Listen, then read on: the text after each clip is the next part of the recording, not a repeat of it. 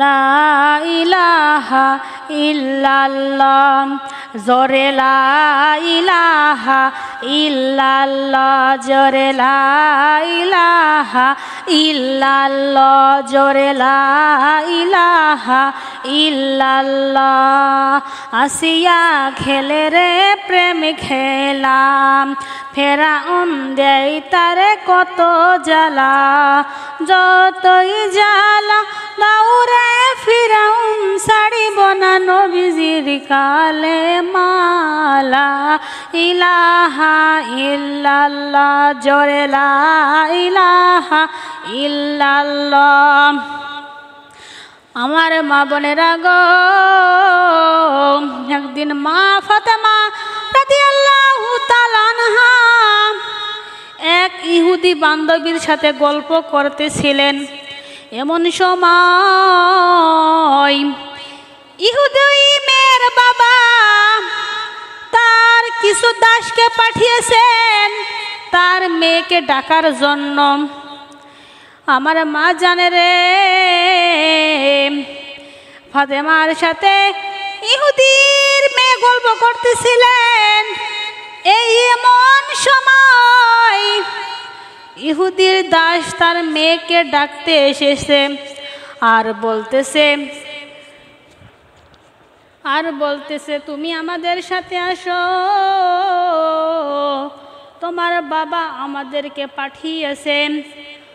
মা জানে রে এইবার মা ফাতেমার ইহুদি বান্ধবী তার বাবার দাসদের সাথে চলে গেলেন। আমার মাজন ওই ইহুদির বান্ধবীর বাবা তার মেয়েকে বলতেছে, ও আমার মেয়ে, তোমাকে ডাকার উদ্দেশ্য হলো আমি তোমাকে বিবাহ দিতে চাই, তুমি কি রাজি আছো? ফাতেমার ইহুদি বান্ধবী বলতেছে, না আমি এই বিবাহে রাজি না। মাজান মা ফাতেমার ইহুদি বান্ধবী ফাতেমার কাছে এসে কান্না করতেছে আর বলতেছে, ও ফাতেমা, আমার আব্বাজান আমার বিবাহ ঠিক করেছে, আমি এই বিবাহ করতে চাই না, আমি এই বিবাহ করতে চাই না। ফাতেমা বললেন, কেন তুমি বিবাহ করতে চাও না? ফাতেমার ইহুদি বান্ধবী বললেন, ফাতেমা গো, আমি বিবাহ করতে চাই না গো। ফাতেমা বললেন, কেন? বিবাহ করো, তাতে কি সমস্যা? তোমার পিতা যেহেতু তোমার বিবাহ ঠিক করেছে, তাহলে তুমি বিবাহতে রাজি হইয়া যাও, না হলে তোমার পিতা অনেক কষ্ট পাবে। আমার মাজন এইবার ইহুদি বান্ধবী বললেন, ও ফাতেমা, আমি বিবাহতে রাজি হতে পারি, তাহলে আমার বিবাহতে তোমাকে যাওয়া লাগবে, তুমি বলে দাও তুমি আমার বিবাহে যাবে কিনা?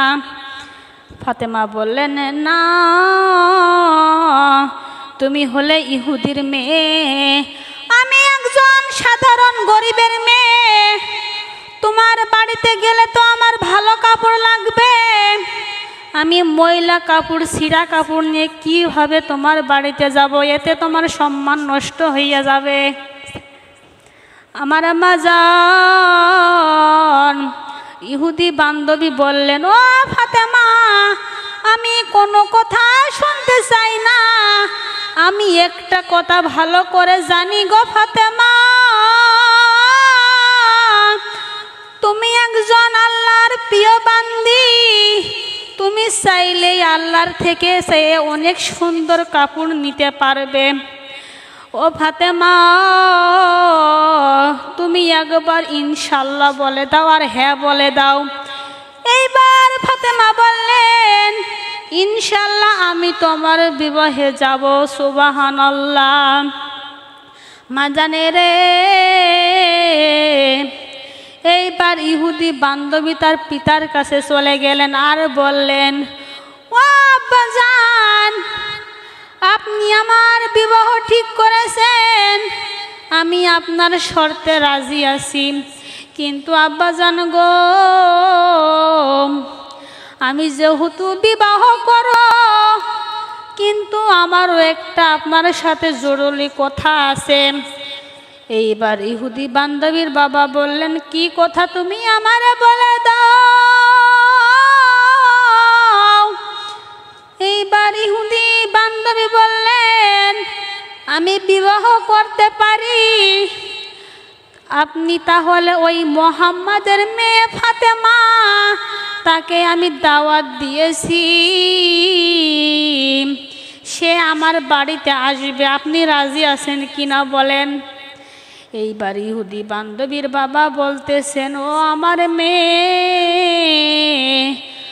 ফাতেমা তো সাধারণ একটা গরিবের মেয়ে, সে তো দিন খায় না, সে তো অনেক দিন কষ্টে দিনে কাটায়, তার কোনো ভালো কাপড়ও নাই, সে তো ময়লা ছিঁড়া কাপড় পরে বেড়ায়, সে কিভাবে তোমার বাড়িতে আসবে, সে কিভাবে আমাদের বাড়িতে আসবে? সে যদি ছিঁড়া ফাটা কাপড় নিয়ে আমাদের বাড়িতে আসে, তাহলে আমাদের মান সম্মান সব শেষ হইয়া যাবে। ইহুদি বান্ধবী বললেন, বাবা গো, সে ছিঁড়া ফাটা কাপড় নিয়ে আসবে না, সবার থেকে দামি কাপড় পরে আসবে, আপনি একবার বলে দেন, হ্যাঁ সে আসার অনুমতি দিয়ে দাও। ইহুদি বান্ধবীর বাবা বললেন, তুমি যেহেতু বলতেছ সে ভালো কাপড় পরে আসবে, তাহলে যদি ভালো কাপড় পরে আসে তাহলে তো আমি রাজি আছি। আমার মাজন এইদিকে মা ফাতেমা রাদিয়াল্লাহু তাআলা আনহা নামাজ পড়লেন আর মুনাজাত করে বলতেছে, রব্বুল আলামিন, ও রব্বুল আলামিন, আমি তোমাকে গোপনে গোপনে অনেক ভালোবাসি, সেটা পৃথিবীর কেউ জানে না, তুমি তো ভালো করেই জানো তোমারে আমি কতটা ভালোবাসি। আমি দিনের পর দিন না খেয়ে থেকেছি, কোনো দিন তোমার কাছে আমি খাবার চাই নাই, আমি সাহায্যও চাই নাই রব্বুল আলামিন, কিন্তু আজ আমি আপনার কাছে একটা জিনিস চাইব, আপনি আমাকে দিবেন কিনা? ও রব্বুল আলামিন, আমার বান্ধবী আমারে দাওয়াত দিয়েছে, আমার তো ভালো কাপড়ও নাই, আমার তো ভালো পোশাকও নাই, আমি কিভাবে যাব? ও রব্বুল আলামিন, তুমি আমারে একটা ব্যবস্থা করে দাও। আমার মাজান এইবার মা ফাতেমা মুনাজাত শেষ করে দেখে তার সামনে দুইটা কাপড়ের ব্যাগ রাখা আছে। বলেন না মাজান সুবহানাল্লাহ। এইবার মা ফাতেমা কাপড়ের ব্যাগ নিলেন আর অনেক খুশি হলেন, আর কাপড়টা তার পিতার কাছে নিয়ে গেলেন আর ডাক দিয়ে বললেন, ও আব্বাজান,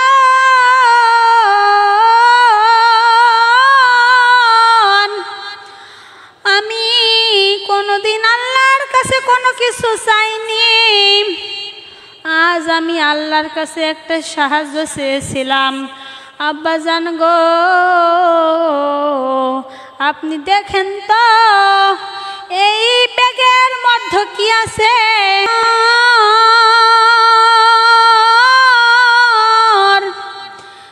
ব্যাগটা হাতে নেওয়ার সাথে সাথে কেমন জানি জান্নাতের সুগন্ধ পেয়ে গেছেন। আমার নবীর বুঝতে বাকি নাই যে এইটা জান্নাতের পোশাক, বলেন না সুবহানাল্লাহ। নবী আমার বুঝতে পারলেন আল্লাহ মনে হয় জান্নাতের কাপড় পাঠাইয়াছেন।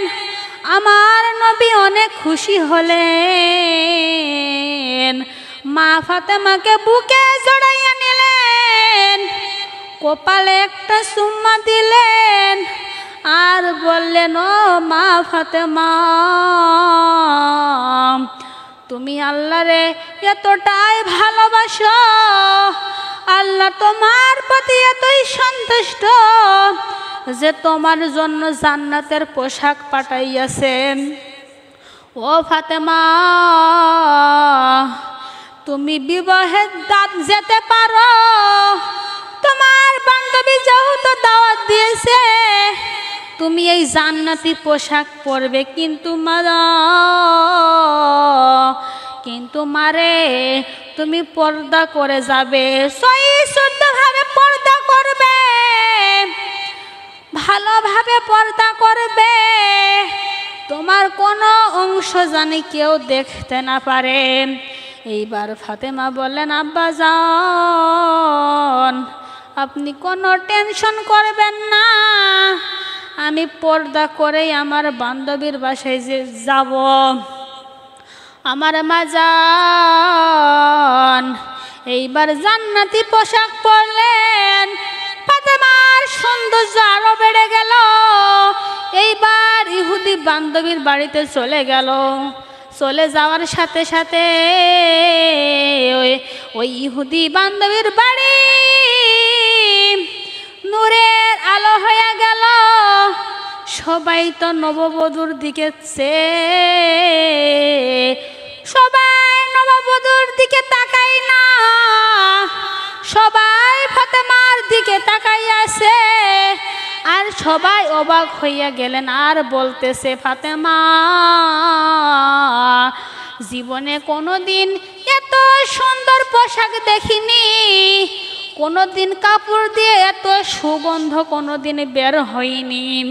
ও ফাতেমা, তুমি এত সুন্দর পোশাক কোথায় পেলে? তুমি কোথায় থেকে কিনছো সেই ঠিকানা আমাদেরকে দাও। কিছু কিছু মেয়ে বলতেছে। ফাতেমা বললেন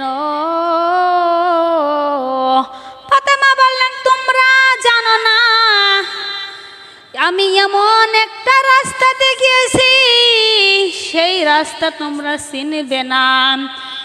এইবার ওই মেয়েরা বলতেছে ফাতেমা, তুমি যদি চিনাইয়া দাও, তুমি যদি ওই দোকানটা দেখাইয়া দাও, তাহলে আমরাও কিনবো, আমরাও সেই রাস্তা চিনে যাব, দোকান চিনে যাব। ফাতেমা বললেন সবাই ওই রাস্তা চেনে না, সবাই ওই দোকান চেনে না, ওই রাস্তা এমন একটা রাস্তা যেই রাস্তায় আমার বাবা মুহাম্মদ সাল্লাল্লাহু আলাইহি সাল্লাম 3 বার রক্তাক্ত হয়েছে, ওইটা হলো সেই রাস্তা। আর ওই রাস্তার সামনে একটা দোকান আছে, ওই দোকানটা হলো জান্নাতি দোকান, বলেন না সুবহানাল্লাহ। আর ওই দোকানে আছে জান্নাতি পোশাক, সুবহানাল্লাহ। এইবার ইহুদি বান্ধবীরা বলতেছে ফাতেমা, আমরাও যেতে চাই, তুমি ওই ঠিকানা আমাদেরকে বলে দাও। ফাতেমা বললেন ঠিকানা দিতে পারি, তাহলে তোমাদের একটা কাজ করতে হবে, তোমাদের মুসলমান হতে হবে। সবাই বলো লা ইলাহা ইল্লাল্লাহু মুহাম্মাদুর রাসূলুল্লাহ সাল্লাল্লাহু আলাইহি সাল্লাম। মাজানে রে, এবার সবাই বললেন লা ইলাহা ইল্লাল্লাহু মুহাম্মাদুর রাসূলুল্লাহ সাল্লাল্লাহু আলাইহি সাল্লাম।